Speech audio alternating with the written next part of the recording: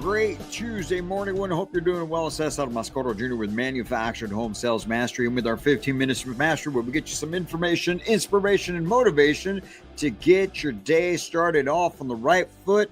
And today we're coming to you with episode number 376, where we are starting a series on ego and eliminating ego and the need to do that so that you, your organization, your teams all operate at the highest level possible. Once again, welcome.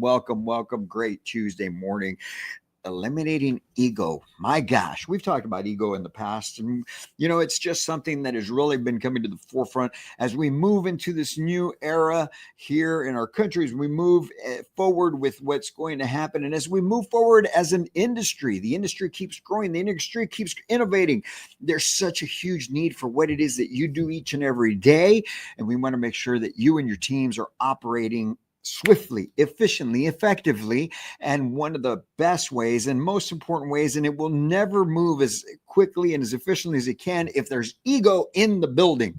You guys have to put that all in a little box and throw it out the door. I was talking to a client of ours last week, and we were discussing ego. We were discussing the difference between ego and pride. Pride is that desire to do things to the best of your ability. Pride is wanting to do a great job. Ego is not accepting anything but your way. Ego is insecurity on your part when other people are trying to grow, when other people want to bring ideas.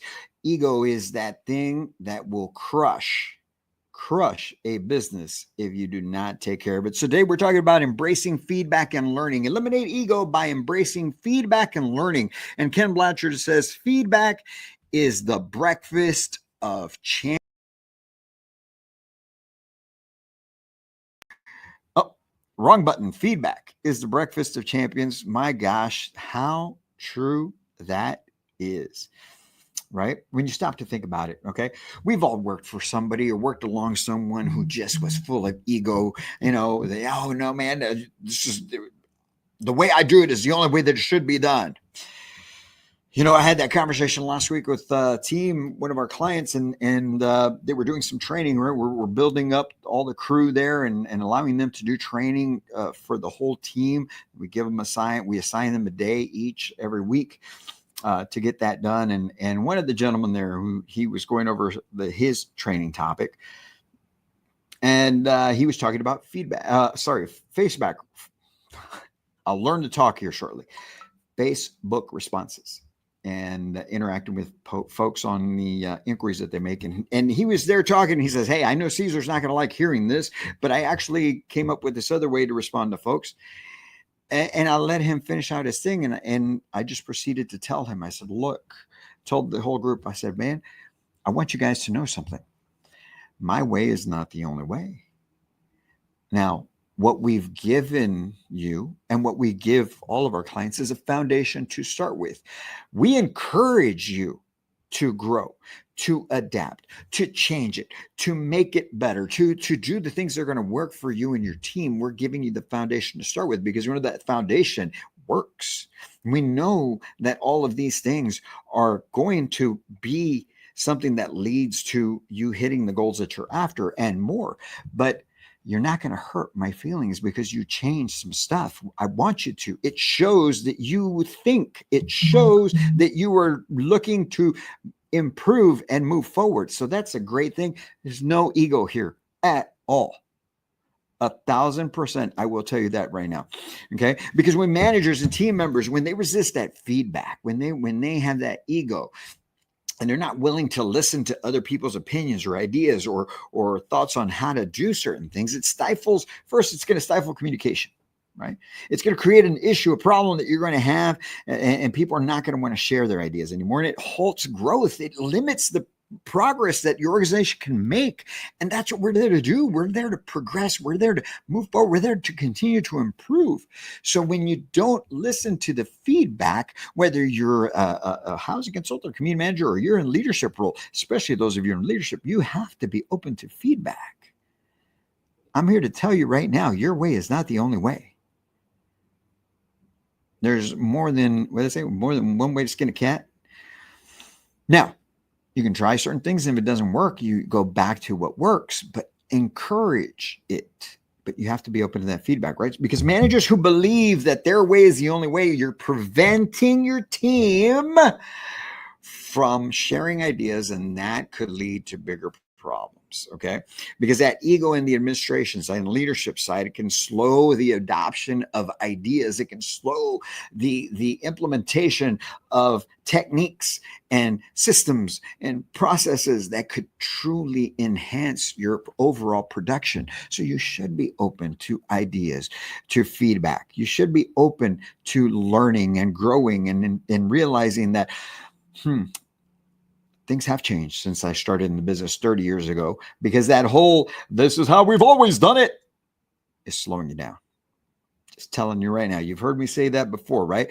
But let's talk about high performers, man. We all want to be high performers, right? And high performers, they understand that feedback is the tool that will lead them to the promised land, to growth, to continuous growth. They won't stay stagnant. Why do these guys continue to make more money every year?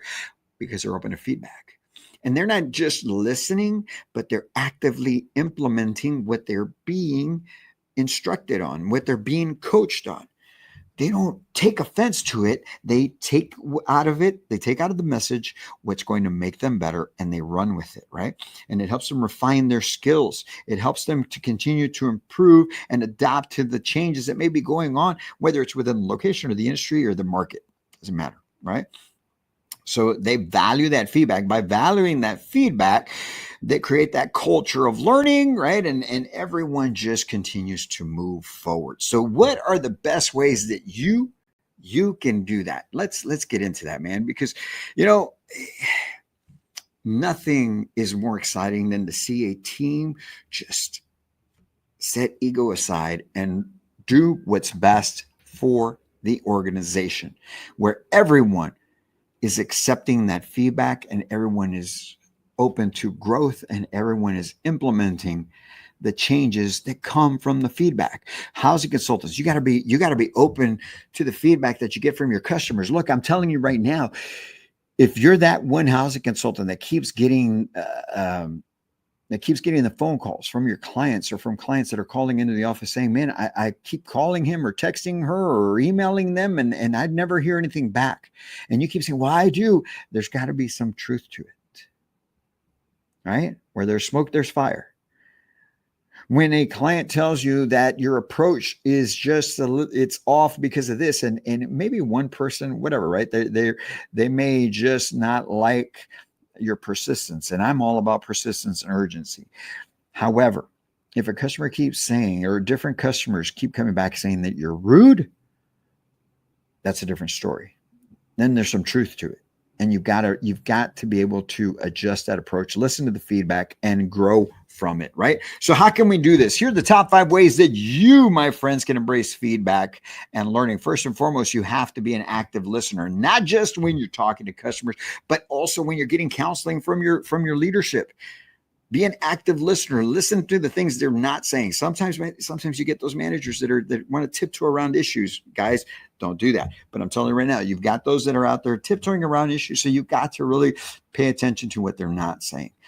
Because in that message is the reality, is the truth of what you need to get addressed. So be an active listener and truly take it in to understand, not to respond. Oh, but I always do this. Oh my gosh. And nothing drives me crazier than when I would be having those types of conversations and I'd have that housing consultant, but I do this and I do that. And how can you tell me?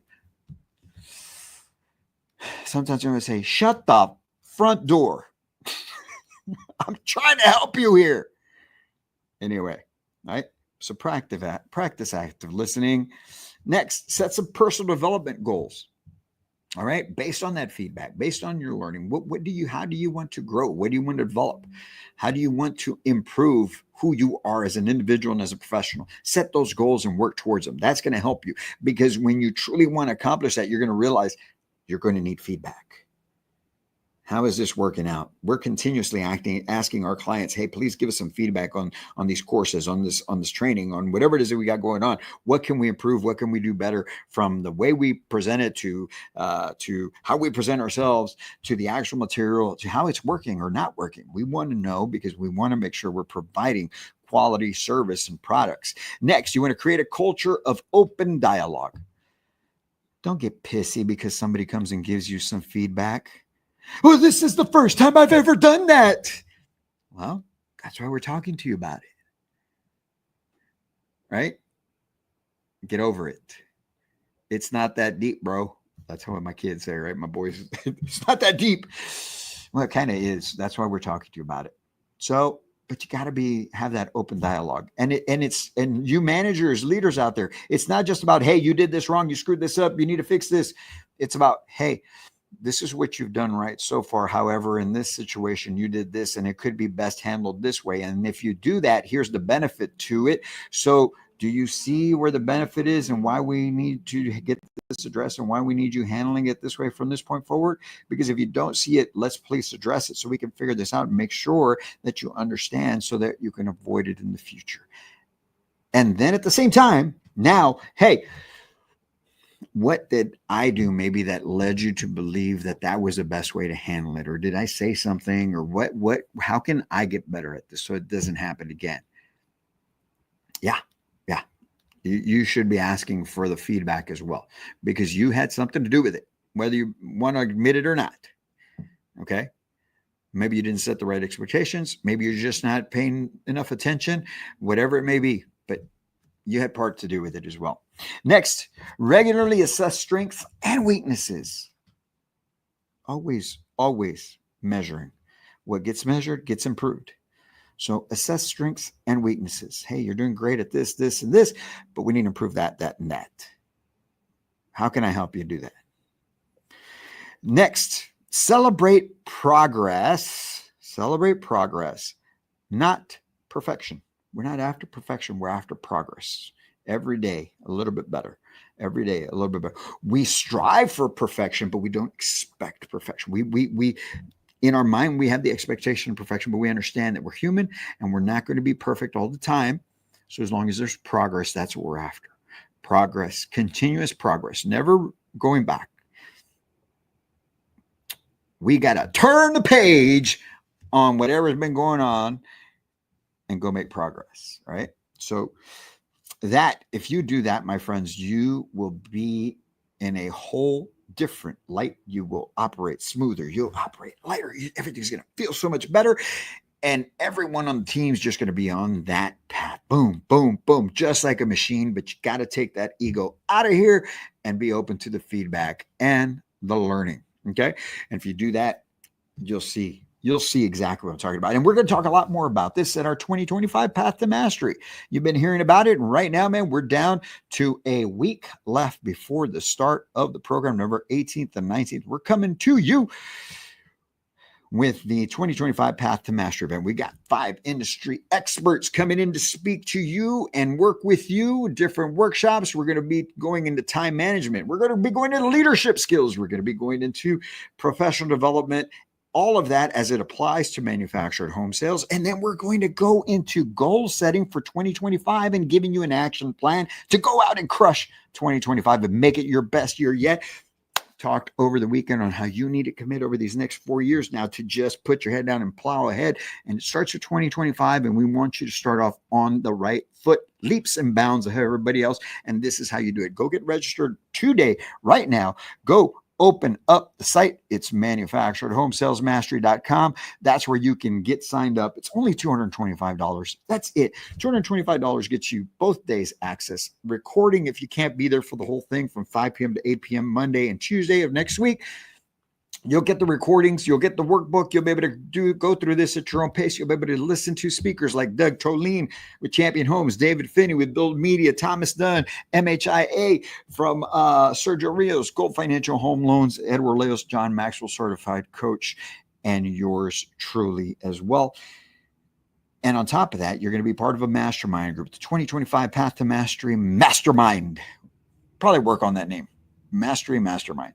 But anyway, we're going to have a mastermind group where we're going to be, all of us, we're going to be meeting once a month throughout all 2025 to make sure you're on track. We're going to form that network of professionals, industry professionals. Yes, we know you compete against each other, but it doesn't mean that we can't come together as industry professionals and start revolutionizing the industry, taking it to that next level so that we can go out and there and be the solution to the housing crisis all across the country. That's what Manufactured Home Sales Mastery wants to do, is bring us all together, revolutionize the industry, challenge the status quo of the sales culture within our industry, and keep moving everyone forward. And on top of that, another bonus is that 75%, $170 of your $225 is going to the American Red Cross. It's going to the American Red Cross for our Manufactured to Win fundraiser. That is to benefit the victims of Hurricane Helene and Milton that happened a little over a month ago. We're going to be donating 75% of your entry fee into that, and the other 25% we're using to sponsor our industry brothers in those areas to be a part of the event for free. So you're doing a great service with your 225. That's it. And you're getting a year-long access to what we're going to be doing so that you can make sure you dominate in 2025. You spend $225 on shoes, brother. All right. You can invest it in yourself and help other people at the same time, and be a part of a mastermind group and start to grow yourself as an individual and as a professional. So go get signed up right now. The 2025 Path to Master event happens November 18th to 19th. Go now. Share this with everyone. Let's fill this thing up and let's make it a great event.